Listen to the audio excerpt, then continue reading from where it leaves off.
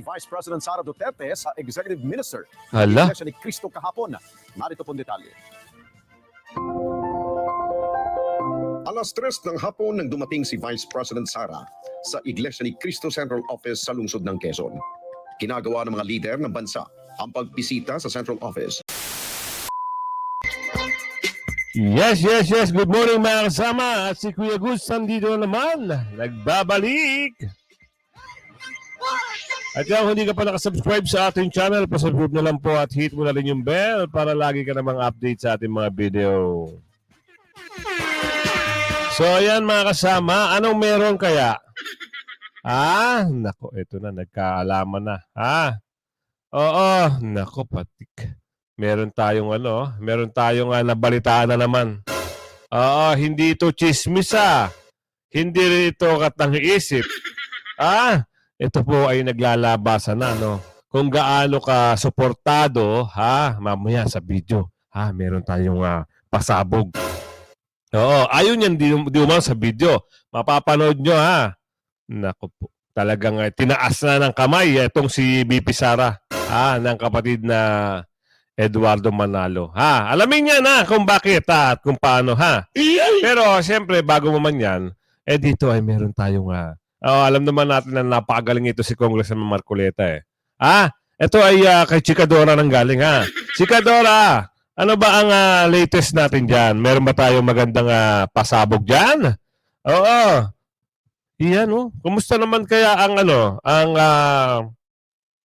yung mga corrupt dyan sa pag nakita ito at pag napanood ito, ano kayang iisipin nila? Kabahan na, malamang. Oo, sigurado. Tsaka kakabahan na yun. Kasi alam nyo bakit mga kasama? Parang anong nangyari ngayon? Malaking mga grupo na ito, no? Malaking religious group. Ang mangyayari dito, wala na.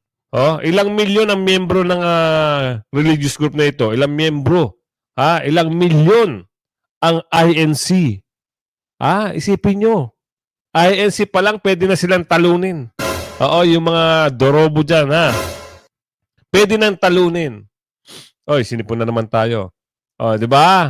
At samahan nyo pa ng KOJC. Saan tutungo? Ano lang kahantungan ng mga kalaban dito? Isipin nyo mga kasama, i-analyze natin.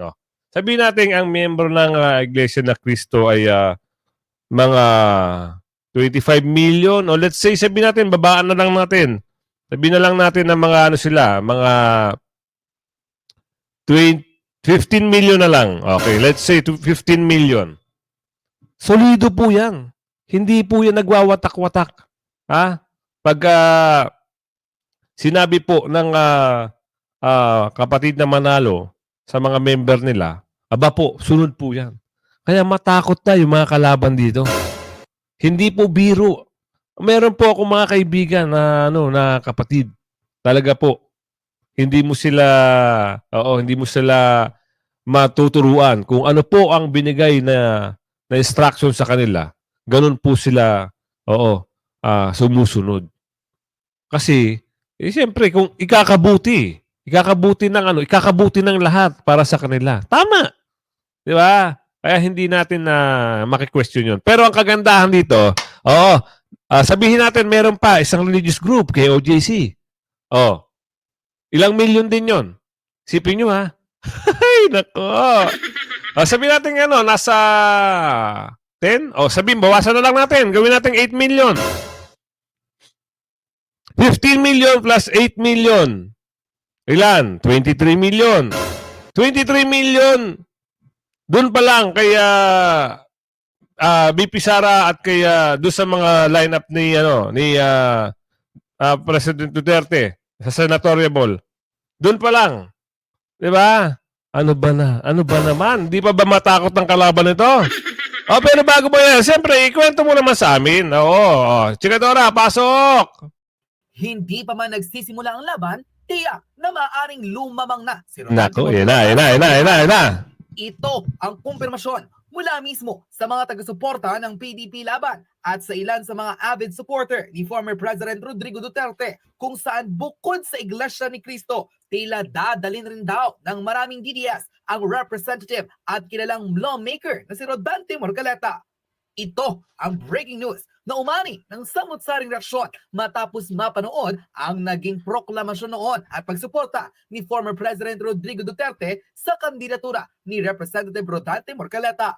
Ayon mismo sa dating Pangulo, isa si Marcoleta sa kanyang nakitaan ng katangiang hindi makikita sa mga buwayang politikong nasa Kongreso dahil si Marcoleta ay isa raw sa mga mambabatas na hindi tumitingin sa estado at kapangyarihan ng tao, kundi ang patas sa paglilitis nito sa ngalan ng batas at sa mga Pilipino. Ayon pa mismo sa former president, hindi raw magsisisi ang taong bayan kapag binigyan nila ng tsansa ang katulad ni Congressman Rodante Morcaleta. Tama. Walang ibang inisip kundi ang kapakanan Kapakanan. ng bayan. Bukod sa INC, tila nagpakita na rin ng suporta ang ilang miyembro ng KOJC. Hala. Rodante Morcaleta. Diba? Ito, masingit lang Oo. Diba, biruin nyo Parang ang nangyayari dito. Oo. Wala na. Talo na ang kalaban. Diba? Oo. Sa religious group pa lang, milyon na. Tapos, paano pa yung mamamayang Pilipino? Diba? Sa palagay ko mga kasama, etong si Congressman Marcoleta, magtatap to. Oo. Baka pwede pang maging pwede pang maging presidente to balang araw Balang araw. Siyempre hindi pa naman natin Pero sa pagkasenador, maaari. Oo, naniniwala ako magtatap to. Oo. Yun lang ang ko kasi ibang klase yung ang kabutihan kasi. Nakita yung tapang niya sa Kongreso, lahat ng kabantutan, mga kadurbuhan, at saka alam nyo, ito ay inaapi doon. Pinagtutulungan sa kamera, kaya alam nyo naman yung mababait na tao, di ba? Kung aapihin ka, iaangat ka. Hindi man ng tao magbibigay sa'yo ng kaangatan, pero ang nasa taas ang magpapalakad sa'yo kung paano ka niya itaas. Di ba? Pero, sigurado matakot na talaga ang mga kalaban dito. Okay, ano pa meron? Dahil sa milyong-bilyong boto na tila secured na mula sa INC at sa KOJC. Ayan. Narito panoorin ang full video kung saan maging ang former president na si Rodrigo Duterte ay humanga sa Sagip Party List representative na si Rodante Morcaleta. Kaya tiyak raw ito na kapag nanalo sa pagkasenador ang Sagip Party List representative, tiyak raw na kapakanan ng Pilipino ang uunahin nito. Tama! Panoorin ang full video. Dahil po sa lumalakas na panawagan ng ating mga kababayan, bunsod na rin po ng mga huling kaganapan pampolitika, ay formal ko pong inihahayag ang aking pagtakbo bilang senador sa nalalapit na halalan. Yun! Wala na pong atrasan ito. Yes! Showbiz Fanatic! Dante Marcoleta. Narinig na kita noon, pero hindi kita ayaw kilala. Nung nainteresado ako sa iyo, yung nagtatanong-tanong na ako kung sino ka, your lawyering and everything, at yung performance mo sa Congress. But I was really impressed yung pagdala mo sa kaso ng gobyerno, or at least yung nag-neutral ka man, pero nilabas mo yung totoo. Hindi ka Yes! Tama! sa oligarchs. Hindi ka takot sa pera nila at ginawa mong ikaw yung nagsasalita para sa lahat ng gustong sabihin nila hindi nila masabi at nasabi mo. Yes. There are few men, sabihin ko sa iyo, without meaning to offend the rest of the guys there na kung saan tayo nakapunta at kayo nagtatrabaho. You seldom see committed persons talaga sa trabaho nila. And I was very much impressed by your behavior, performance, yung sinabi mo sa lahat. Pinalabas mo ang lahat kung ano ang mali ng gobyerno dito sa ABS-CBN na sa matagal na panahon.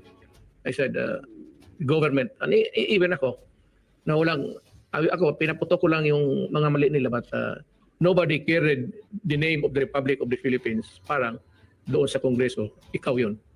And I was very much impressed. So nagtatanong ako. You are a principled man, extremely honest, with integrity. Galing, no? Nung nalaman ko, kung makipag-away ka ng tao o isang korporasyon o ahensya. Be it Alam niyo government, mga kasama, no?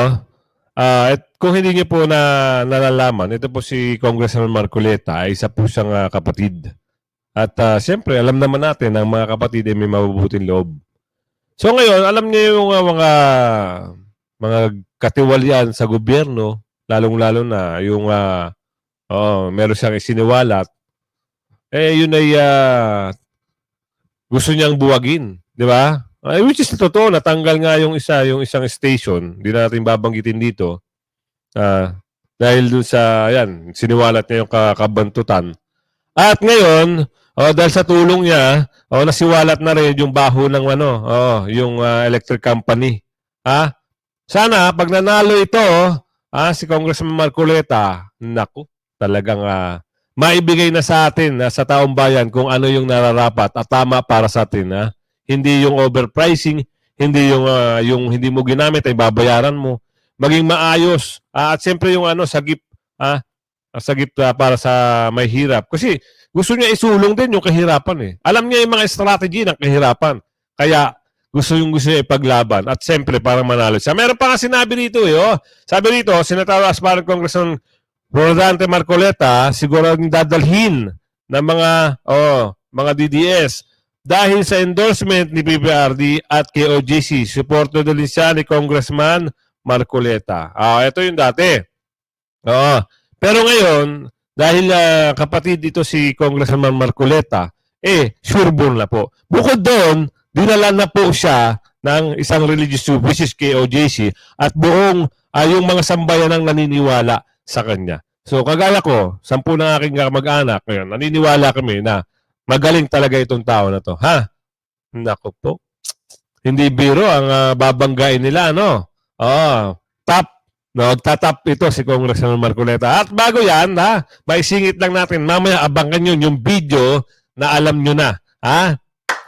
Sigurado na, surbol na po tayo dito. Hindi na po tayo mangungulelat. Itataas po ang kamay. Mamaya, abangan nyo sige, tuloy. or outside, nakita ko yung passion mo to ferret out the truth.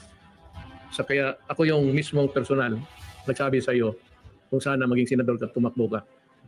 So yan ang gusto ko. Manalo ka, use the passion that you have in your heart to work for the Filipino people, lalo na ako paalis na. At ako'y believe na believe sa iyo, sa totoo lang. Because Okay ba niya? I like honest persons, men of integrity. Galing! Kung sakali man, God willing, kung ipagpala lang ng Diyos sa atin, kung masenador ka, ano pa ang madagdag mo sa pagka-lawyer mo at kung maging senador ka, what would be the meaningful legislation that you have in mind na magawin mo kung nandiyan ka na sa Senado? Ito na. Unang-una po, Ginoong Pangulo, ay nakita ko po yung nailatag ninyong magagandang programa. Ang nais ko po ay maipagpatuloy ang mga iyon. Unang-una na po yung ating infrastructure program na inyong naisulong. Yun. Nakita ko naman po talaga na sa panahon nyo lamang umabot yung 5.1% Okay, na nyo? ratio ng infrastructure spending sa ating GDP. G- Wow! Hindi po nangyari yun sa mahabang panahon. Matagal na po sa Kongreso, Mr. President, ngunit naglalaro lamang po sa 2% ng ating GDP ang nailalatag ng infrastructure. Binunyag na! Importante po nun sapagkat kapag nailatag yung infrastructure backbone po ng ating bansa, alam naman po natin ma-attract ang investments. Hindi lamang dito sa bansa natin, lalo na po sa ibang mga bansa na pupunta sa ating bayan para dito magbukas ng maraming negosyo. At yun ang magiging simula kung paano natin mapapalago ang ating ekonomiya. Sa Makatid, napakarami po ninyong nagawa at ang isa pa po, yung pundasyon ng ating pangkapayapaan, ating peace and order. Importante po rin yan sapagkat hinahanap din po, Mr. President, ng mga mamumuhunan yung stability ng isang bansa. Kapag magulo po yung bansa, hindi po ako maniniwala na talagang uunlad dito Galing! sa ating pag-unlad. At nakita ko rin po yung pagmamalasakit nyo, i-reforma ang ating lipunan. Yung pagsasakit po ninyo na talagang labanan natin ang droga. Yun, isa pa yun, number one. Pundasyon ng ating bansa. Pagmamalasakit ninyo kung paano naitawid ang bansa natin sa pandemya. Siguro nga po, hindi tayo nabot ng pandemya, Mr. President, sa nakita kong Tama. paglakas ng ekonomiya natin, halos hindi tayo bumababa ng 7% per quarter. Talagang tinamaan lang po tayo ng pandemya, Mr. President. Kung hindi nga lang siguro dumating ito, nakita ko na siguro ang pinakamagandang antas ng ating ekonomiya. Yun. Gusto ko pong ipagpatuloy yun, Mr. President, at meron pa po akong nakita na Kasi matagal na panahon po yung kuryente, yung pong presyo ng kuryente ay talagang mataas po. Hindi po natutupad yung layunin ng batas. Pagka 21 years ago, nakalagay po talaga affordable ang rates ng ating electricity. O, kita nyo? Nalalaman ko po ang parang... Ibig sabihin, sorry interrupt ko kayo Problema lang. Ang maraming kasama. Biruin nyo mura pala talaga, affordable yung presyo ng ano. Pero ano nangyari dahil kasi nga, isa lang ang nako, pinagsamantalahan ng Pilipinas.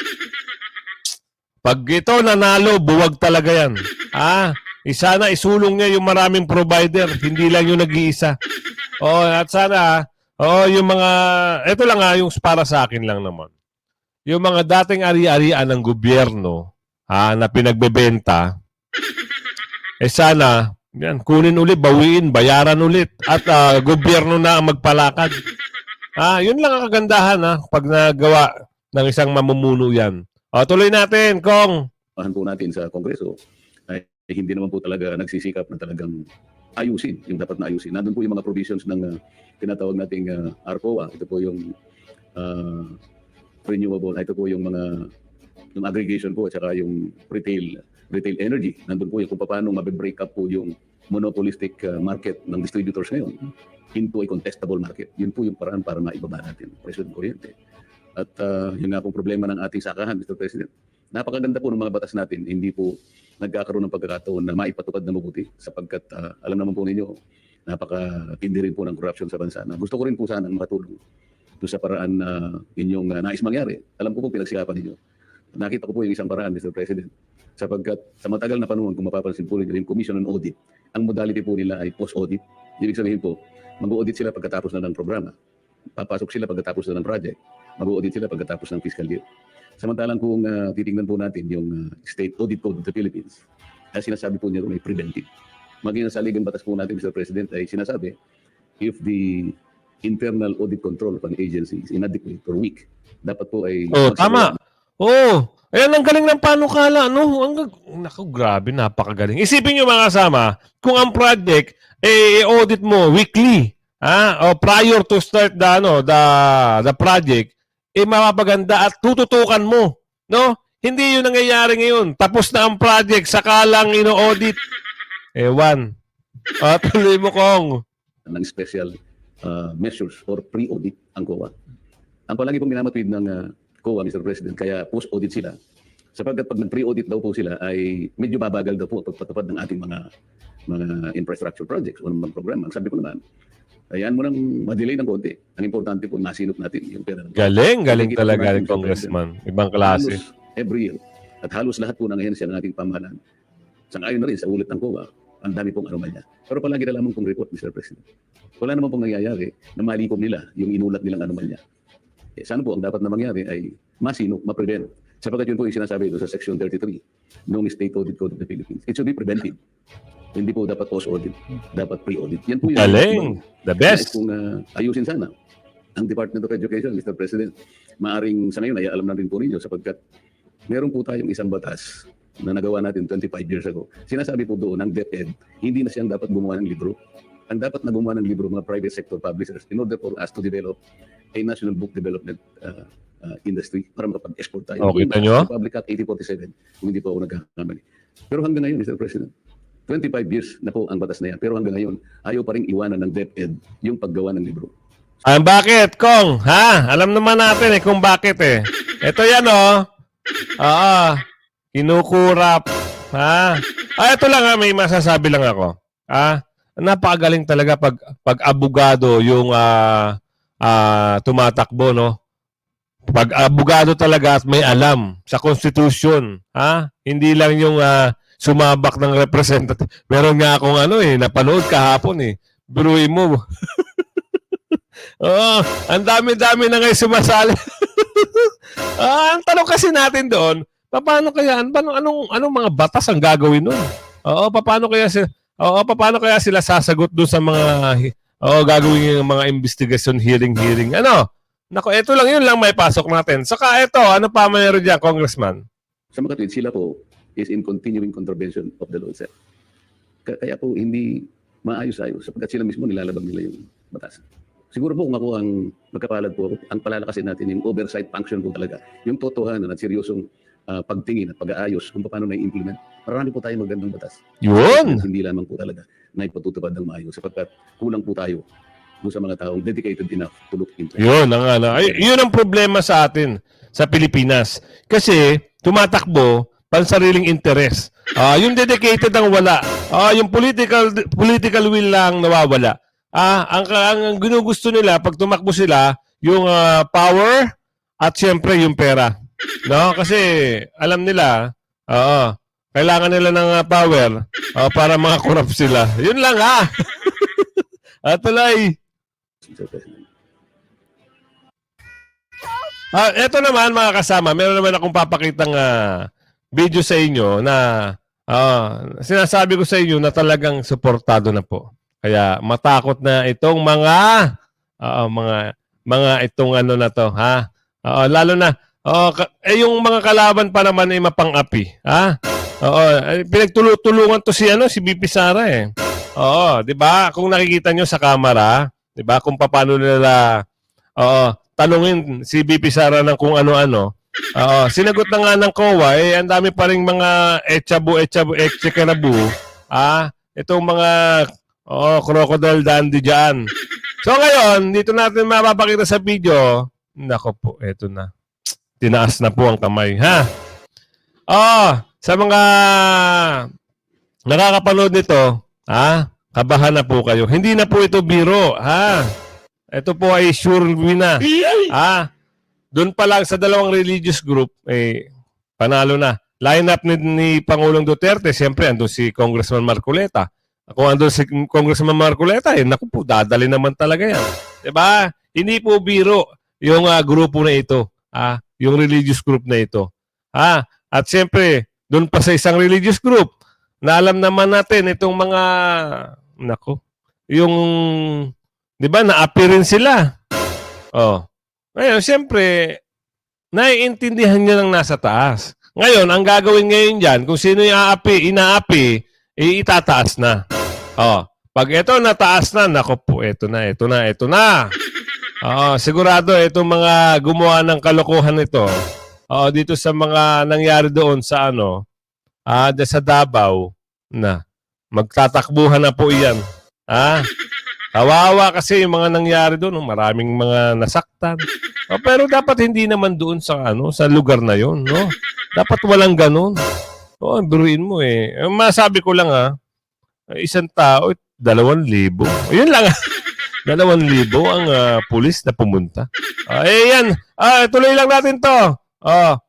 Bossing, kwento mo kung ano meron diyan. Muling nag-courtesy call si Vice President Sara Duterte sa Executive Minister Hala. Iglesia ni Cristo kahapon. Narito pong detalye. Alas 3 ng hapon nang dumating si Vice President Sara sa Iglesia ni Cristo Central Office sa lungsod ng Quezon. Kinagawa ng mga lider ng bansa ang pagbisita sa Central Office, panahon man ng eleksyon o hindi, upang magbigay pugay sa mga naitutulong na iglesia sa ating lipunan. Matatandaan na halos eksaktong 1 taon Ayan na. ng pangalawang Pangulo ay nag-courtesy call sa Executive Minister, ang kapatid ni Eduardo V. Manalo. Ayun na! Sa pagdalaw kahapon, patuloy niyang kinilala ang mga makabuluhang proyekto na iglesia, kabilang sa mga ito ang mga paglingap sa ating mga kababayan, lalo na sa panahon ng matitinding kahirapan at mga kalamidad. Ang ganitong programa ay hindi lamang matagumpay na naisasagawa ng Iglesia ni Cristo sa ating bansa, kundi maging sa iba't ibang panig ng mundo, lalo't kapag sumasapit ang buwan ng Oktubre, kung kailan isinasagawa ang worldwide lingap sa mamamayan. Ang isa pa sa mga may tuturing na malaking naitutulong ng iglesia sa ating lipunan ay ang pagtuturo ukol sa ikapagiging mabuting Pilipino, pagkakaroon ng maayos na pamumuhay at pagiging masunurin sa pamahalaan. Tiwala ang pangalawang Pangulo na patuloy na magiging malakas na katuwang ng pamahalaan ang Iglesia ni Cristo sa iba't ibang proyekto na makatutulong sa ating mga kababayan. Bukod sa pagpupugay at pagpapasalamat ni VP Sara, ay pinaabot din niya ang kanyang mabubuting hangarin para sa kapatiran ng Iglesia ni Cristo. So yan mga kasama doon nyo na makikita talaga. Naku. Hay, salamat. Salamat lang talaga. Ano ba? Ano ba yung masasabi nyo comment kayo, siyempre. Ate, sorry, hindi tayo na-excite kasi ako mga kasama. Na-excite ako.